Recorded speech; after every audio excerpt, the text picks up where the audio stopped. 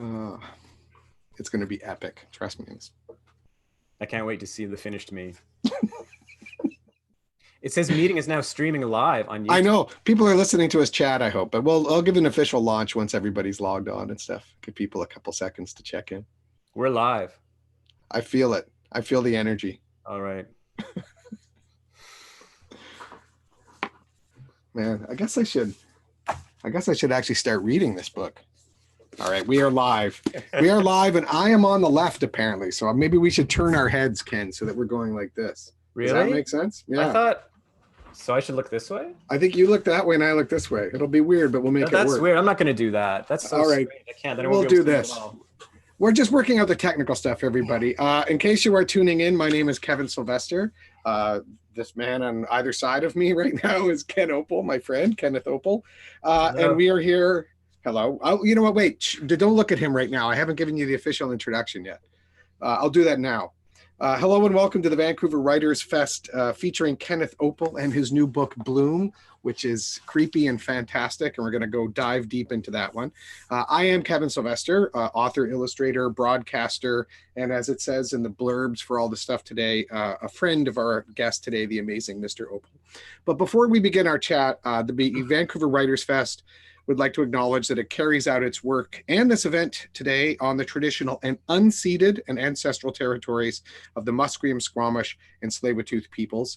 And also the Writers Fest would like to thank its public funders, the Government of Canada, the Government of British Columbia, the BC Arts Council, the City of Vancouver, and CMHC Granville Island. And also, if you've already got the book, go get a second copy. Buy Ken's backlist, buy my backlist as well. And there are many independent bookstores out there that are offering free local delivery. Some, such as the Awesome Kids Books in Vancouver, is offering curbside pickup. So we encourage you to reach out to your favorite local bookstore to inquire about all those amazing options. And yes, Bloom is what we are here to talk about. That is Ken's latest book. I'm sure we'll touch on lots of other things as we have this conversation as well. But first of all, congratulations. You know I love this book. I was an early reader of this book. You were one of its first readers and gave me invaluable feedback. Thank you. You're very welcome. So for people who don't know the book, give us a quick synopsis of what Bloom is about. It opens on Salt Spring Island off the coast of Vancouver, and it is springtime and there's a huge deluge. And after this deluge, strange, spiky black grass begins growing up everywhere on the island. It's indestructible. You can cut it down. It comes back the next day. You can spray it with herbicides that have no effect. You can burn it, but it produces toxic fumes.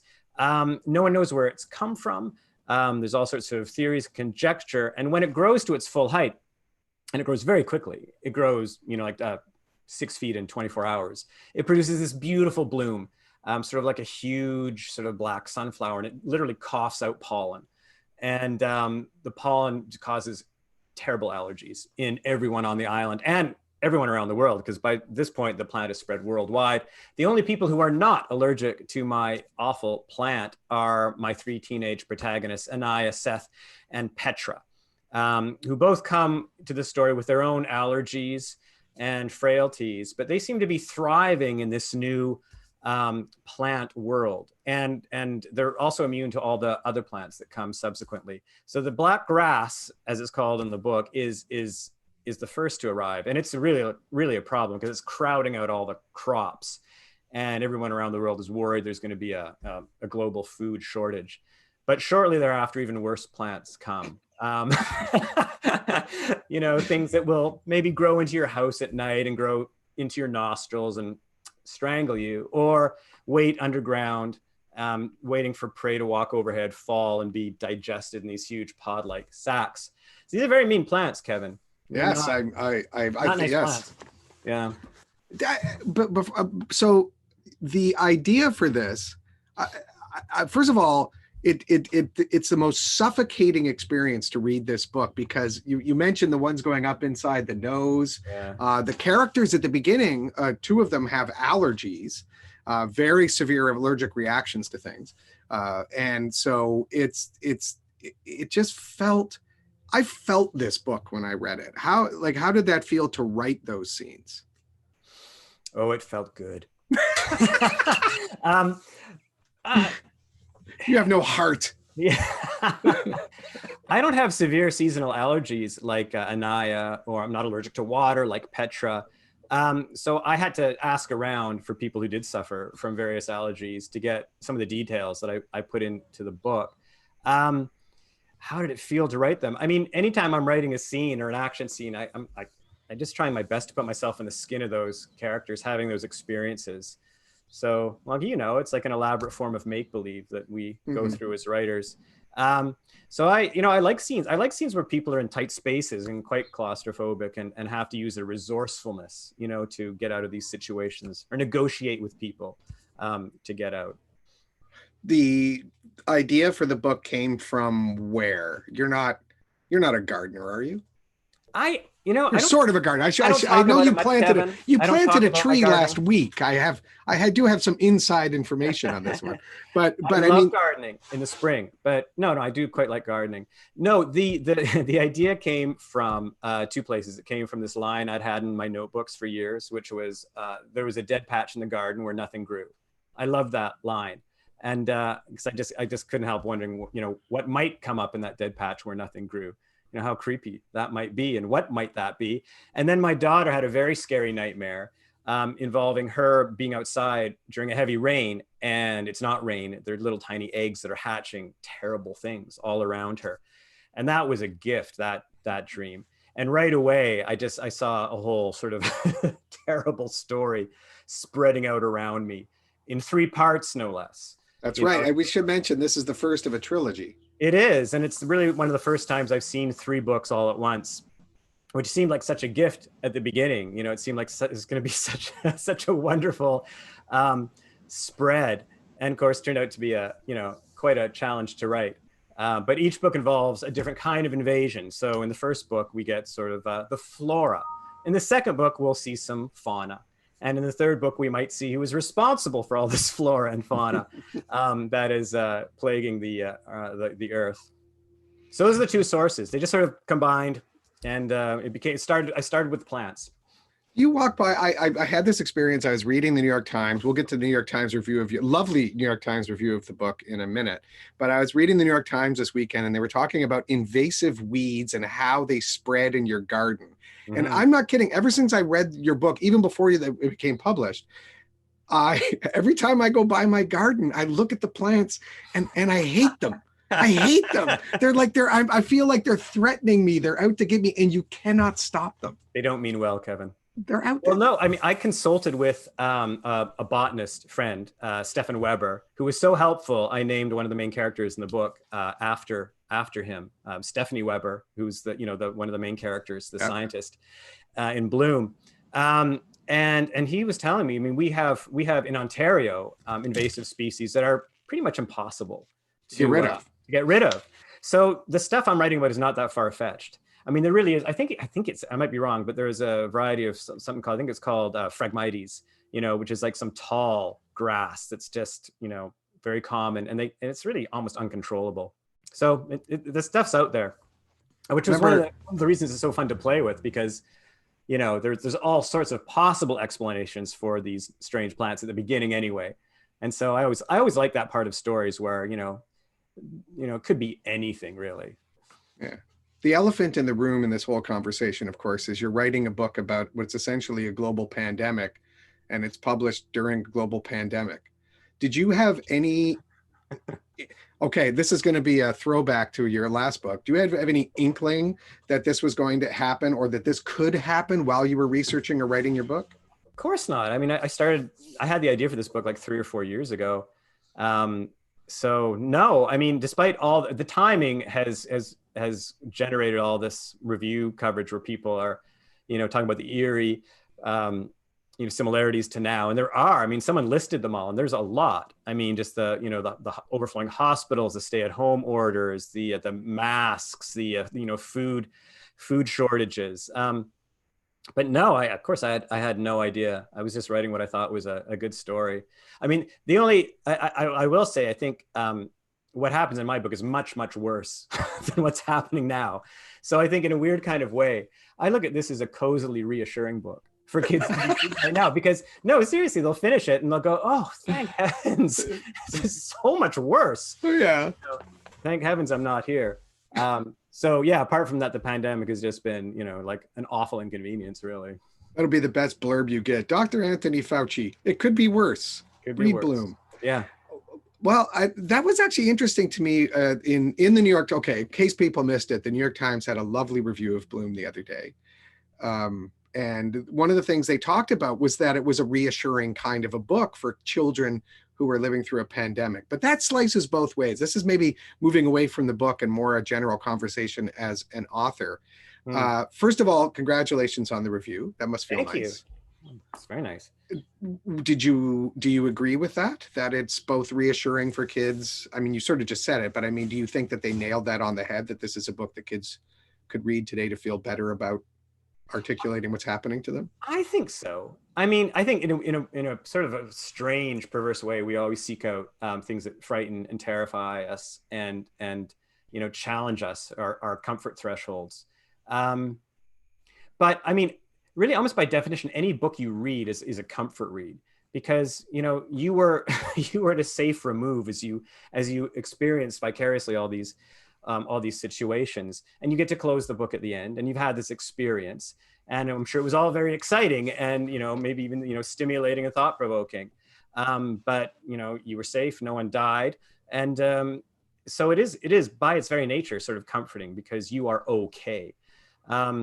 And I think that's what's drawn kids and readers, through fairy tales and Grimm and Anderson and all manner of scary stories over the years. So I don't. It's funny. I don't think of it as a terribly like frightening book. To me, it's all just sort of pleasantly creepy, and and it's a thriller, basically. I'm not sure I agree with you about that, but it is a thriller. There's definitely a thriller, and it's also, I mean, it's so much fun, and that's the double-edged sword I wanted to ask you about. Is that it's you sort of touched on this, that because we are reading this book during a pandemic, people are going to talk about the ideas in it, the issues in it. When you go when you as an author set out to write a book, do you think of those messages as part of the book, or do you just want to write a fun book? And I know this is sometimes a loaded question for authors, but do you intend to have that there, the meaning, the issues, the messaging for a kid, or are you just trying to write that thriller? You're just trying to write. I mean, I think, as a writer, I mean, there's so much to concentrate on and juggle as you're creating a story, draft after draft. There's your characters, there's your plot, there's your actual prose, that you don't have time to worry about messaging, which I find, like kind of an odious term anyway. When you're talking about the creation of work of literature, I think the only time I may have had, a theme in mind when I was writing a book is The Nest, partly because that book took me so long, like it took 10 years just to gestate. And I've been thinking about it for 10 years. And I knew it was like in a fairy tale kind of way about temptation and the impossible quest for perfection and the dangerous quest for perfection. So those were in my mind as I wrote the story. But in no other case have I ever started out with a position or, an issue or a message. People seem to crave it. They always want to, boil a story down to a message, which I think is sort of really sad and reductive, because literature is so vast and, accommodating and has so many rooms in it. It's like sealing everything off into one little ingot, you get to take away from the experience. So, I mean, I think every story has themes in it just by nature of it being a story. You don't need to try. And I think, you probably found this too, as you rewrite, certain things might occur to you that didn't in the first draft when it was just a premise or a great idea. And you might amplify those or draw those out. But no, to me, I just want to tell a good story, honestly. I'm always surprised by what people find in my books, and they're not intentional, but I also have to recognize that at some level, I mean, I do think about the world and our place in it, and I think about issues. Those are going to bleed into anything I do. So you don't have to try. It's inevitable, Exactly. Yeah, that's exactly right. How it is. And everyone brings their own sort of point of view and and preoccupations and predilections to the book anyway. So I think that's one of the great things about literature is that it allows multiple readings. And maybe that's another argument against like having a message in mind, because, you know, you're sort of constricting what people might take away, you know, from a book, you know? Yeah. It's like Dickens. He didn't write pamphlets. He wrote stories that made you think about other stuff. Yeah. Exactly right. There's lots of directions to go in a work of literature. I feel like I dragged you away from your plot synopsis way too quickly. So you've got these three characters. You've got the three characters, the kids, they're reacting in ways that are unexpected. The world is collapsing around them. One of the scenes, if you go on, you and I actually did a thing on YouTube together where you read a scene where the ground swallows up, you know, the gym teacher. I was going to say the deer, but yeah, it swallows up the gym teacher too. And I sort of did a doodle while that was happening. So you can go check that out if anybody wants to. But how did you plot out in the three books what would stop at the end of book one, what would start at the end of book two, what would stop at the end of book three? You said that there's flora, fauna, and then the reveal, but it's not that simple, clearly. Well, the structure was fairly simple because, you know, I got to have, you know, structurally a big reign, basically, open and close the end of every book. You know, so there was these nice demarcation lines. I think that's why it sucked me in. I thought, oh, this is going to be so great. This is the perfect three-parter. The structure is just handed to me on a platter. But no, I mean, to me, the fun thing about any story is, I mean, and I love monster stories, I love creature stories, is just getting, you know, having these three opportunities to, you know, see these new things and what they might do and how people might react to them. And also how the kids react, because the kids are, you know, they're not just reacting, they're actually changing themselves. You know, this is another part of the story. Their bodies are changing, they're developing, you know, new strengths, new physical attributes, which they are not happy about in many cases. So it's sort of like an adolescent's worst nightmare ever. Some of the things that happen to the kids.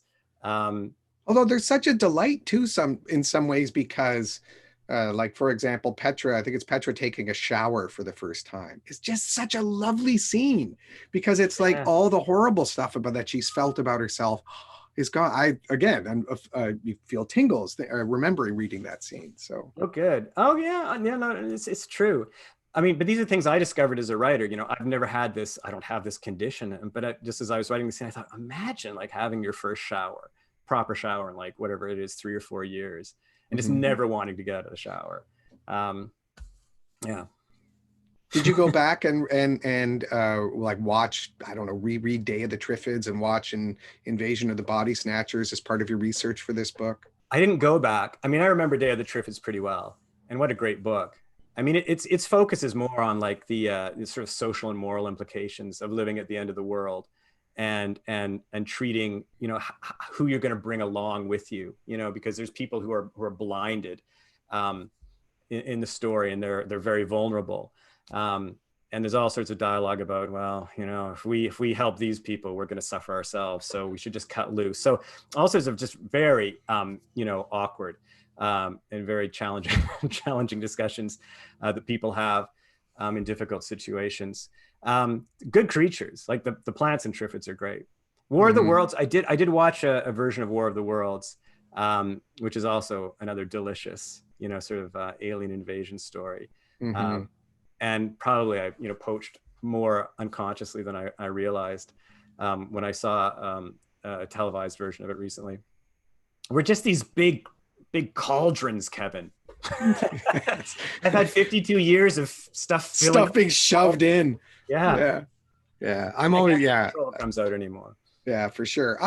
Do you want to? Can we get you to do a short reading? Is there a scene that you could read that would give people? No, the book reads itself.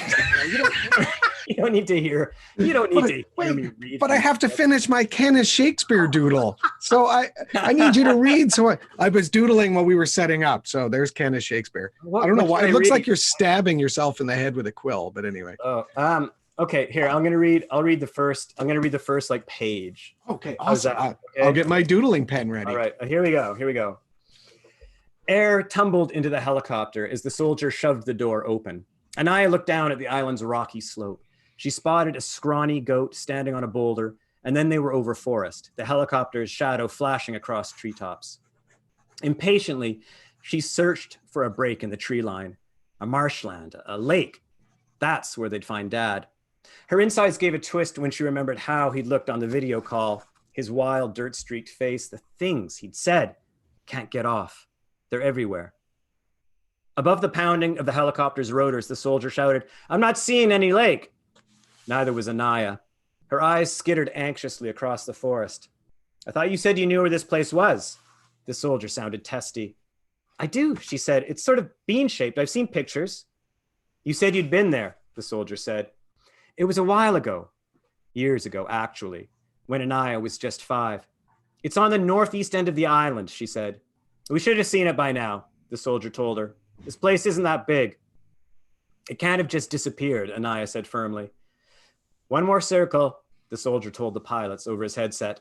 Anaya shook her head in frustration. "It should be right here." "All I see are trees," said the soldier. Anaya stared down, then stared harder. Cold electricity prickled across her skin. "Those aren't trees," she said. And then the helicopter dropped suddenly, like something was yanking it from below. That's it. That's all you need to hear, honestly. It sells itself. Yeah. There, I added a thought bubble of you thinking of killer plants.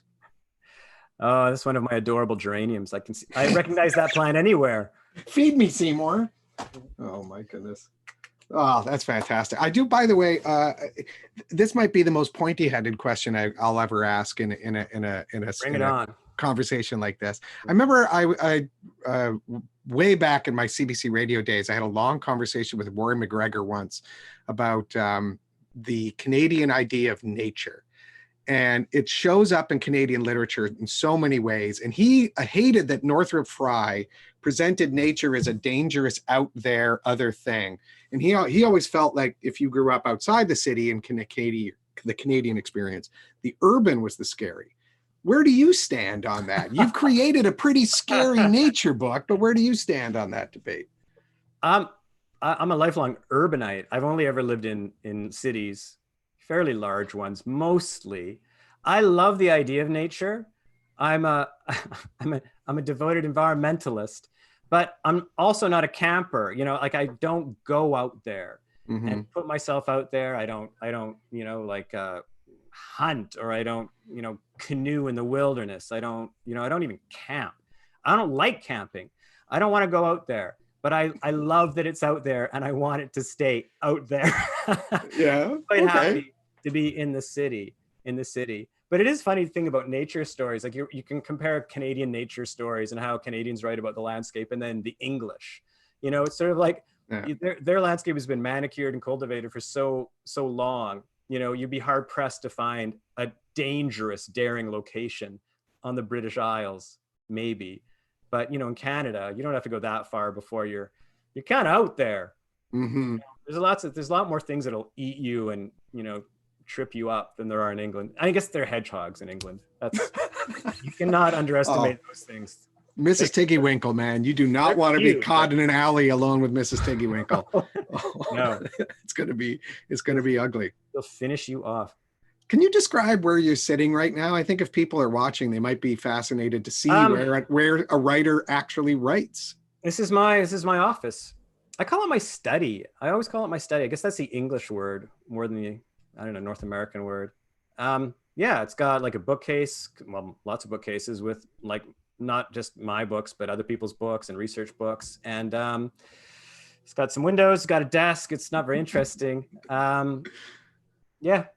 That's it. This is where it happens. It's kind of similar to yours. I notice you've got this lovely sloped ceiling. You've got this little sort of like eagle's nest, like perch at the top of your house. Yeah, it's like tree fort is the way I describe it. Yeah. So and I've got you can sort of see it behind me, but I've always been a pack rat, so I'm always tacking up little bits of memory and stuff on the walls, and so I don't know. I can post a picture of it later if anybody wants to see it. But yeah, it's mine is jam packed with with little bits. And actually find like there's a, I use this as an example once. I have a postcard of Evelyn Waugh over here, who's one of my favorite writers of all time.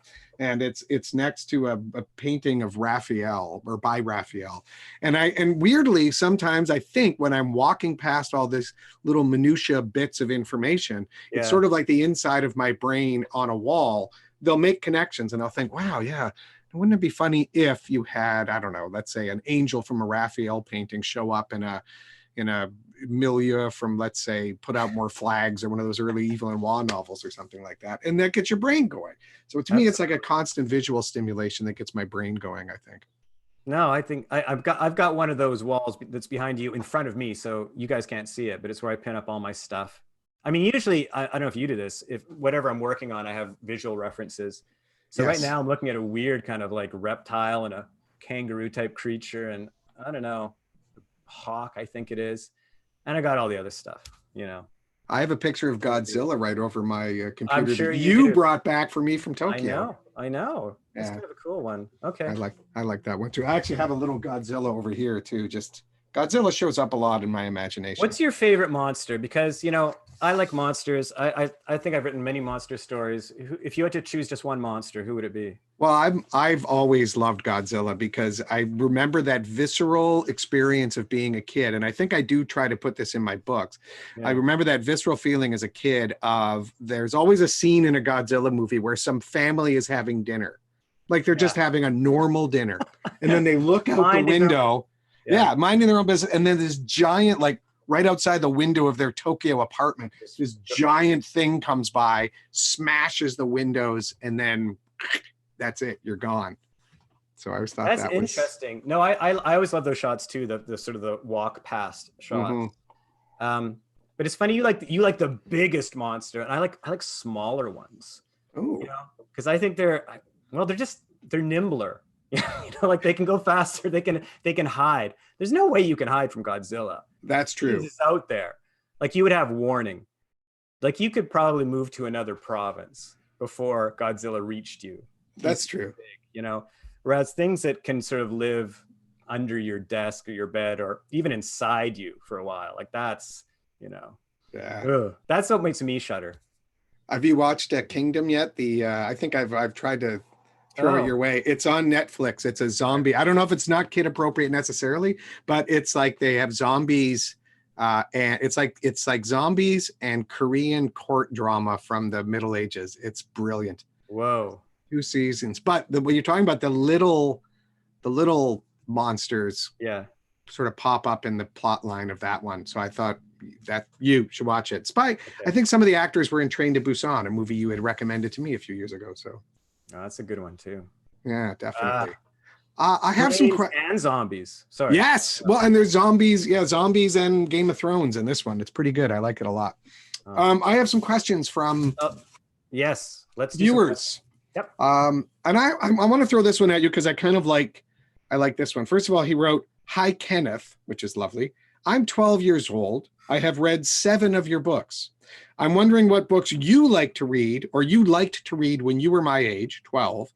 And did you like writing when you were a kid?" That came in from Nico. That's an excellent question. Oh, okay. I love this. I love this kid. Yeah. 7 of my books. Okay. At 12, what was I reading? 12's a great age because you're reading sort of just exploding. So I feel like I was probably still reading Roald Dahl, who, you know, was my favorite for a long time. I was still reading sort of series adventure books like The Mad Scientist Club or the Great Brain books. I'm trying to think what other stuff I was reading. But I was also reading at 12. I read Emily of New Moon, you know, by Ellen Montgomery, which I adored. Mm-hmm. You know, and you're sort of moving out into, like, you know, the George Orwell, you know, the Animal Farm or 1984, Lord of the Flies.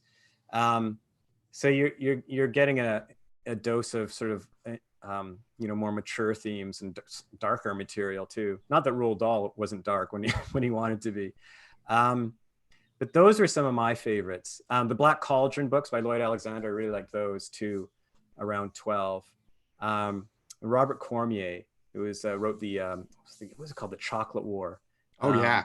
Yeah, an American novelist. That was really good.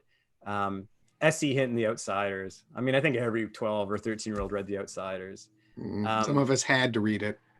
Sometimes it was compelled. Yeah. It's compelled reading.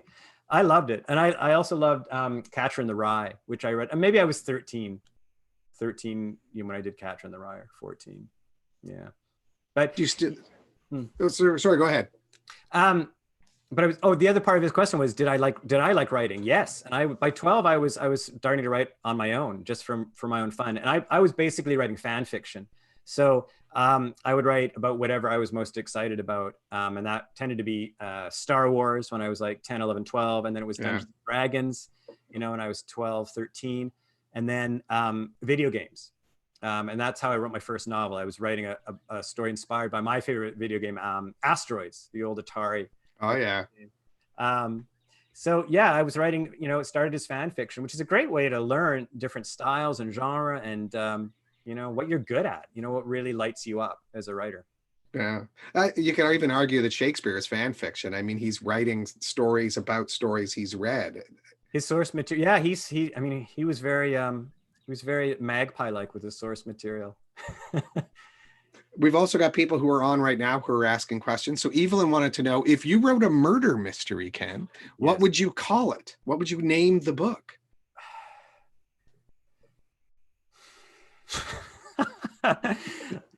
You know how hard it is to name a book? Without even knowing what it's about. It's a murder mystery. Yeah, it's a murder mystery. So let's off somebody. Let's kill. How about The Bent Fork? Ooh, I like that. That writes itself. You can think of all the ways it'll be a culinary murder mystery. Yeah. I know a little bit about those. And then you could figure out, it'd be like Agatha Christie will notice the bent fork, or her character would notice the bent fork. A single tine that's just a little bent. It'll be the crucial clue because it hits someone's molar. Their oversized molar was responsible for bending this tine. What is the best book you have ever read? I always, this is a question we get a lot as authors, but to me, the answer is always there's a million, but maybe, do you have?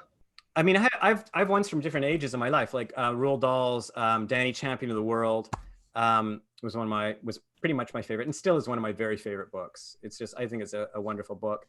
I really love Philip Pullman's Golden Compass. I love Middlemarch by George Eliot. I love The Adventures of Cavalier and Clay by Michael Chabon. Yeah, such a fun, big, generous book. So yeah, from every age and every sort of flavor you could want, there's sort of a different favorite book. It's hard to pick just one. Yeah, I sometimes say that I look at the books that influenced me the most at each age, and so it was probably Where the Wild Things Are. I can't imagine a more influential book. Maybe more as an illustrator, like just what that guy packed into that book is Soren Sendak is kind of unfathomable. Such an unusual book too.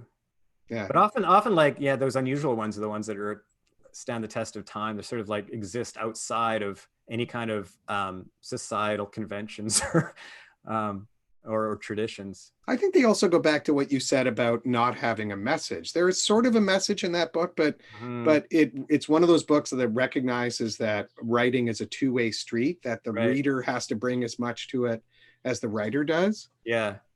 The message in that one is he's a bad kid, right? The message in that one is that anger makes you better. I do a whole deconstruction of that book when I teach writing classes. I never know what anything is about. So don't stab your dog. No, it's don't stab your dog with a fork, because he's chasing his dog with a fork. It goes back to your murder mystery. Yes. Stab that dog with a fork. Ends the time as well. Don't run with a fork. Will you be writing a third book in your Victor Frankenstein series? Oh, probably not. I mean, I think when I started writing the first one, I may have had an idea for a third. But after two, Victor Frankenstein's a fascinating guy, but he's a very exhausting company. And I felt like the second book ended pretty much at an opportune moment to just let Mary Shelley, carry on. So book two ends pretty much at a moment, the lightning strike of the tree. Which is sort of a turning point in young Victor Frankenstein's life. He sees all this power unleashed from nature, electricity, which was a new, sort of study for Mary Shelley. at that, like in the early 1800s. So you can just go right to Frankenstein. You know, nothing's better than Mary Shelley's Frankenstein. Yeah, So you don't need a third book from me. You got Mary Shelley. You do. She wrote it. That's the third book in the trilogy. Yeah, Yes. Frankenstein. Yeah. I let her finish my trilogy. Going back to you as a 12-year-old, here's another question. This came from Nolan. What's the best bit of advice you could give a young writer that you wish someone had told you when you were young? Oh, I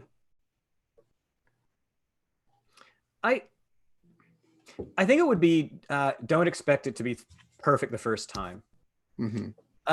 Because I think everyone, and I'm including myself in this, we just can't help ourselves. We just want it to be perfect the first time.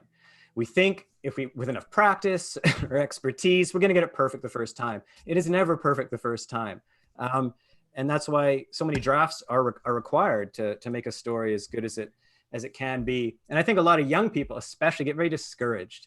You know, if they try something and they don't think it's good, they think it sucks, so they're going to give up. Or it's too hard. And I think that can have sort of a quenching effect on your desire to write, or your creativity. You're sort of self-censoring. And I feel like to this day, I still have to try and remind myself almost on a daily basis, just write. And we'll worry about its quality later. I mean, do you find you're able to turn off your inner editor ever? Never. It's very difficult, you know? Yeah. The more we write, because you think I should be getting better with every book. Why am I? I should have this down. I should know what I'm doing. But I'm not sure you ever really do. No, the one way I can get out of that, and this is a bit of advice I give to kids when I talk to them, is I wish that I had been better, and I still wish I were better at outlining. Like if I could roadmap better, I think I would actually be a better writer, because I wouldn't lose myself in what end up being flights of fancy, down rabbit holes that are unnecessary. I find those almost more disheartening. I don't fancy myself a stylist. I've read my books. I'm not a stylist, but I do think that I wish that someone had told me at 12, pay attention in school when they talk about outlining. It's the most boring thing you're learning. It will be the most important thing that you learn for later if you want to be a storyteller. That's funny, because I'm a big outliner, and I often feel like I'm so buttoned down, like so uptight that I'm closing the door. So I'm wondering, like you talked about flights of fancy and going down rabbit holes. Surely there must have been one of those rabbit holes or flights of fancy that just that made the book so much better, that you wouldn't have, you wouldn't even encountered if you'd done that outline and said, I'm not going there. I'm not going over there. Definitely not going over there. I'm going straight ahead. Usually for me, what happens is that it becomes the plot of a completely different book. It'll be a question that I asked in the context of, let's say, Neil Flambé #3. And this is actually what happened. I was like, wouldn't it be cool if this happened? Yeah. And it was so far away from the main plot that it ended up becoming the plot of Neil #5. But you generated a whole other book out of that flight of fancy.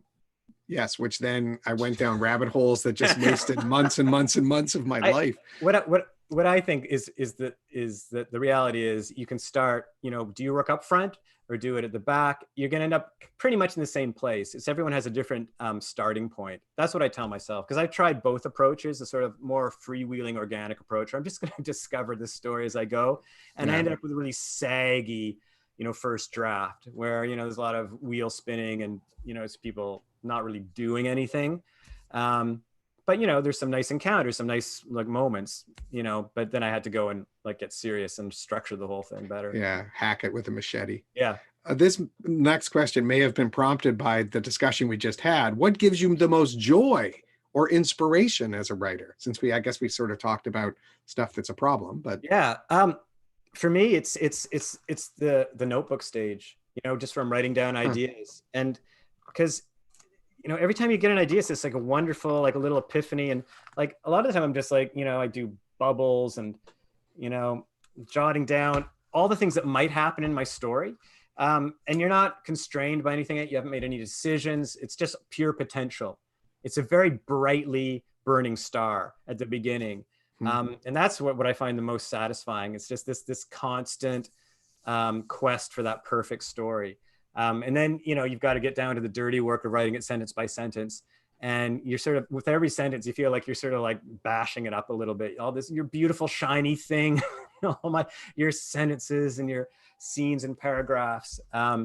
So the beginning to me is the most wonderful time, and revising sometimes too.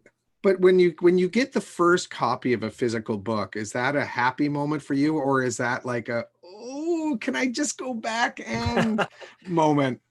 It's mostly a nice moment, because I feel a little distance from it, and it's very satisfying. You sort of hold it's like this object, and it didn't exist. It was just like a bunch of ideas, bouncing around in your head. Now it's this thing with pages that you can read and sniff, and it smells good, and I don't know. The book is a beautiful thing. So I like that stage, and I never reread my books, because then I would do what you described. I would go, oh, and in fact, whenever I read aloud from my books, those reading copies have lines through them, and edits, and where I conflate things and speed it up, just because I think, oh, I should have tightened that up. Change the language, change. Yeah, I know. I have that experience all the time. I like this one. This came from Holman. Is there any particular, I like the way it's phrased too. Is there any particular reason that you seem to prefer short titles for your books? That is very well observed, Holman. Well, those short one-word titles were like so hot in the 80s and the 90s. They've kind of gone way out of fashion now. Titles have gotten so long they barely fit on the cover. Yeah. The undisguised symptoms of the piano maker's cousin's friend. But I don't know.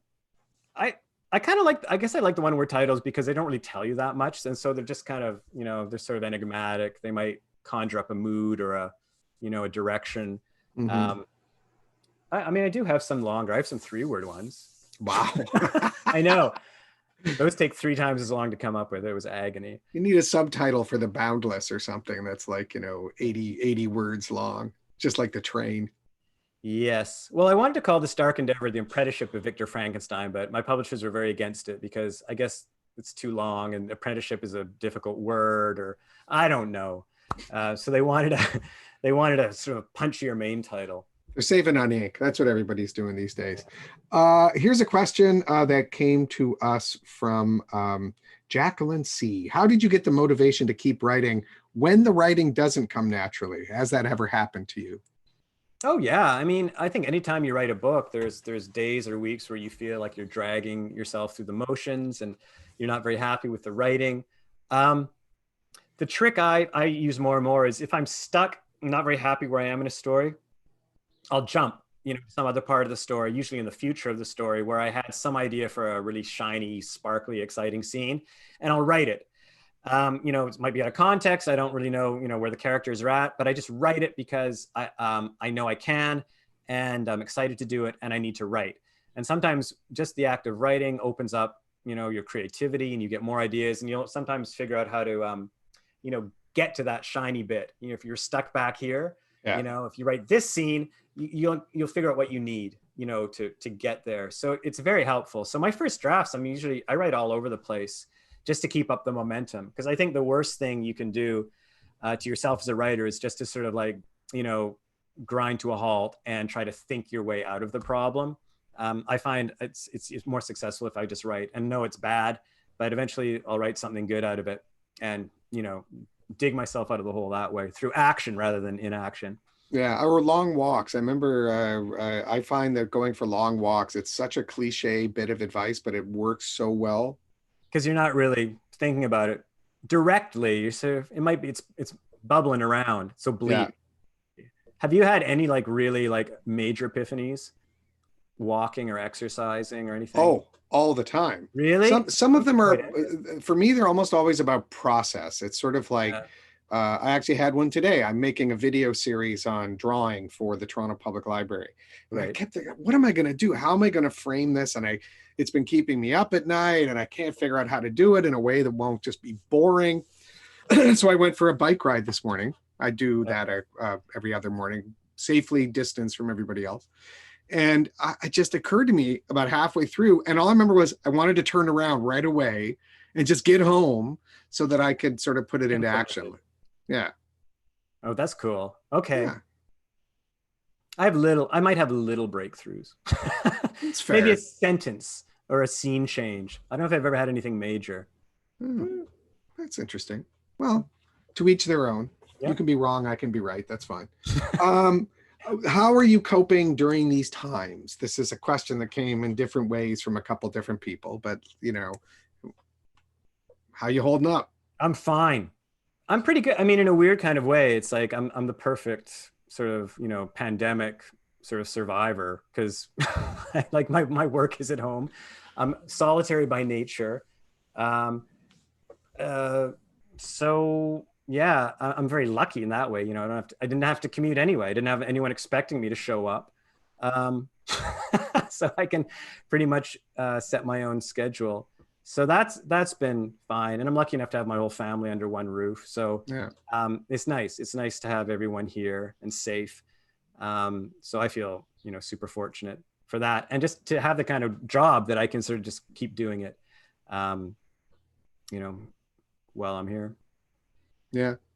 Yeah. And I you? find it's been interesting to look on social media, the number of writers who are like, I haven't been able to write. I haven't been able to write. And I understand that. I don't in no way mean that as a criticism, but I've been writing, and part of it helps that I draw. So I've been drawing a lot, but I've also been doing some writing, and I find that, yeah, I'm doing okay, which is, I admit, privileged and a fortunate position to be in. So I will say I couldn't write for the first 4 weeks. I felt too scattered, but then after that I could get back to work on something. So it took a while. And what are you working on now? That is a question from me, but also from a couple. Diane also sent in that question as well. I finished the Bloom trilogy, more or less. You know, the second book, Hatch, comes out in September. Thrive comes out like this time next year, more or less. Just have a little tidy up work to do on Thrive, the final books. But I've been working on a new book that I've been kicking around for a long time. It's a ghost story. It's about a haunted lighthouse. And there's a lot of Toronto in it. And I'm loving writing it. Partly just because it is set in Toronto, and it's something I wanted to do more and more. I feel like, you know, I started, you know, writing fantasy books that were always sort of like otherworldly. They either took place in alternate histories, like the Airborn books, or just these sort of, you know, almost universal settings. The Boundless was a book that sort of I felt like I was coming back to Canada, although in a magic realist way. Bloom is set in, you know, the Pacific Northwest, or Salt Spring in Vancouver. But this new one, the ghost story, will be set, you know, basically in Toronto. And it's just so much fun to sort of research the city and sort of mythologize and use the place where I live in the book, which I know is being done all the time, but I've never really done it very much. So I'm finding it really fun. And what have you discovered about Toronto that maybe you didn't know before? Well, just so much, mostly focusing on the history of the Toronto Islands. You know, these amazing little archipelago of islands we have in the harbor, all connected by canals and bridges, some of them man-made, some of them original, and just the history of habitation there from, you know, when they were hunting fishing grounds for First Nations people to, you know, when the Europeans plonked down a or a guardhouse and the lighthouse and carried on. A lot has gone on in those islands, and it's a great way to sort of learn about Toronto history too. Great ghost story fodder. Yeah, well, and I know the lighthouse you're talking about, so it's a beauty. It's so cool. It's in the middle Gibraltar of nowhere. Lighthouse, yeah. It's in the middle of nowhere. Looking forward to hearing how that comes out in your prose. Thank you. I have a couple other questions. They're just going to be, I think, very sort of general, but I like this one because I think this ties in a little bit to what you were just talking about, but maybe also in the fantasy side of your life. Okay. What is your starting point when you are in the process of world building?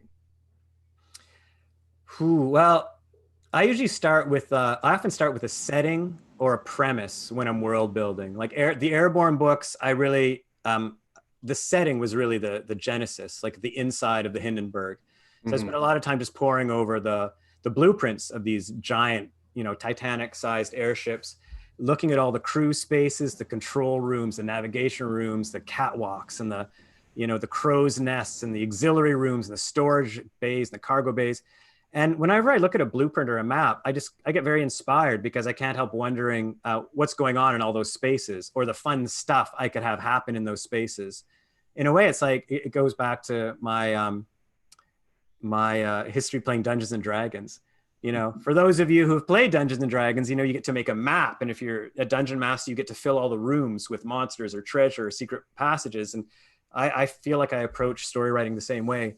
So a physical space is often very invigorating and inspiring for me. Did I answer the question? I think that answered it perfectly. I thought that was great. Yeah. The only thing I would add, and I think you sort of touched on this, is research. The weird thing about a fantasy, the weird thing about a fantasy world is the more it feels grounded in reality, the more approachable it actually is. And it's one of the things I think J.K. Rowling got right. Yeah. In the Harry Potters, is that feels like you're at school. Yeah. Even with all the other stuff overlaid over top of it. Yeah. Yeah. I second that. I think like even if it's fantasy, you need a foundation of fact and plausibility. It makes the reader more comfortable. It makes the reader believe more. Because I know a lot of people just want to get right in there, and they have this amazing history of this alternate kingdom and stuff, and all these powers and magic and forces and stuff. But you kind of need some familiar things for the reader to latch on to. Just it's like saying we're the same. Yeah. People are the same. They live the same. They eat meals. They have friendships and aspirations. It's okay. It's just like home, basically. Very cool. Well, I think we're bumping up against the end of our time here, but we can chat for hours. That's not a problem, but let's just leave and we'll keep talking. Yeah, that's exactly right. Well, thanks everybody. Ken and I got some stuff we're going to work out now. Did I answer everyone's questions? I guess I did. I think a couple of them. That one from World Building came from Margarita. Okay, how about this one? This one from Sally's kind of cute. Well, who is your favorite character that you've ever written? Is there one of them in particular that appeals to you? Kate DeVries from Airborn. I thought she was just the most interesting character I'd created. There's so many things, I thought she was charming. She was infuriating, maddening, bit ruthless at times. So as a character, I just felt like she had the most going on. And I felt like I could put her in a room and I would know what she would be doing, whether it was a restaurant or a shop or, 20,000 feet in the air on an airship. And that was quite new to me. I mean, I felt like the closest to her and Matt, the other hero of Airborn, than any others. Wow. Now I actually find that surprising, given how much even readers connect with, say, in the Silverwing books and stuff with different characters. I can see it. I love that book. So that's it. Kate DeVries. All right. Yeah. Mic drop. All right. Well, Ken, it's been a pleasure. I can't wait till we can actually clink a glass of beverages together at some point. I'm looking forward to that day too. Which way are we going here? We can virtually clink. Yes. I don't know which side you're on YouTube. Everywhere. I don't even know where you are. This is these boxes. I'm so tired of little boxes. Excellent. I'm getting out of this box. All right, fair. I will let you go. Before we do go, thanks to everybody for tuning in. And also check out the Vancouver Writers Fest. There's more events happening all the time, more virtual events, more author chats, more amazing things. Check out the book, Bloom. I have my copy here. You can check that out at your independent booksellers or wherever you purchase your books. But yes, a lot of them are still delivering and they really need that support and help right now. Ken, an honor. Thank you very much. Thank you very much, Kevin. Thank you, everyone. Bye, everybody.